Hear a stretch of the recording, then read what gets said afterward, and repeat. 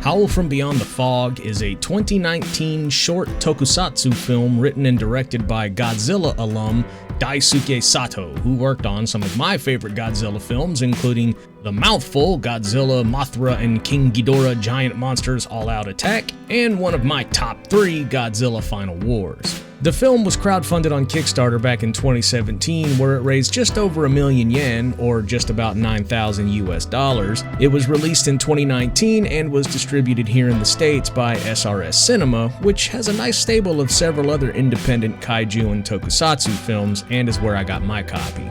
It's partially inspired by Ray Bradbury's short story The Foghorn. I listened to the audiobook here on YouTube to see how similar it and Howl are, and beyond some surface level stuff, they're two very different stories. And for spoilers' sake, I won't discuss The Foghorn except to say weird stuff happens at a lighthouse, but it's well worth the 15 or so minutes to listen to it, and you should definitely check it out. I'll put the link here in the description. That's good stuff. You know, you go digging for information on one thing, then you discover something else really cool you didn't know about. I love it. Howl from Beyond the Fog begins with a gorgeous opening scene. Two people are attempting to cross a bridge with their cart when from the valley below an enormous creature stirs. There are some absolutely phenomenal shots of the monster partially concealed by thick fog with the bridge and people in the foreground for scale. The creature is massive, and the obscuring fog only allowing you to just make out the creature is chef's kiss. As it turns to walk away, the creature destroys the bridge, intentionally or unintentionally, we don't know, sending the unfortunate souls plummeting to the rocks below. Sometime later in 1909, a young boy returns to his mother's house where he discovers a blind girl hidden away. He follows the girl one night and discovers that she has a connection to the creature. Later, he overhears some developers talking to his mother about buying the mountain where local rumors say a monster lives. The mother rebuffs their offers, but they will not be denied. They follow the boy and the blind girl, discover that the rumors are true, and set out to destroy the creature and claim the mountain. Howl is a very interesting film.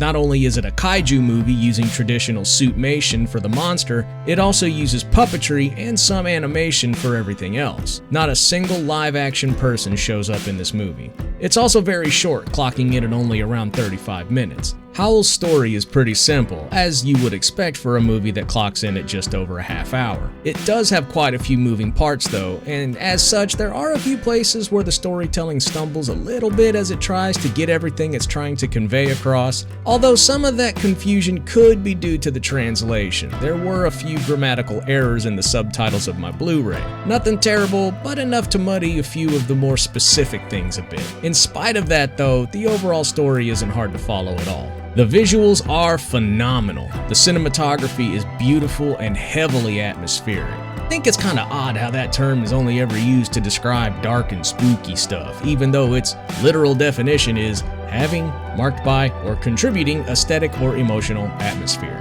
Atmospheric can describe a dank, creepy dungeon, or a nice cozy bed and breakfast, or a beautiful sun-drenched field of flowers, but you'd never use the word atmospheric to describe the latter two. I just think that's kind of weird.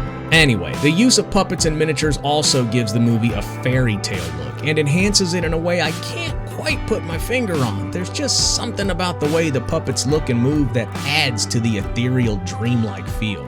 I really like it when filmmakers use oft-forgotten art forms like puppetry to tell more serious stories. I mean, I love Team America, and the puppetry was used to great comedic effect in that movie, but it can also lend a fantastically surreal quality to less lighthearted tales that live action just can't replicate. The Mill at Calder's End is a horror story using puppetry, and it too is excellent. Techniques like puppetry, stop motion, suitmation, and others should be looked at not as obsolete art forms whose time has come and gone, but as valid, useful, yet specific tools for specific jobs. The monster, which is never named in the movie as far as I can tell, it's only referred to as Lake God, was nicknamed Nebula by the filmmakers and looks incredible. It has a sort of Loch Ness monster design, and its craggy stone gray hide with algae and tree branches incorporated into it give it a very elemental appearance, like the land itself has come to life.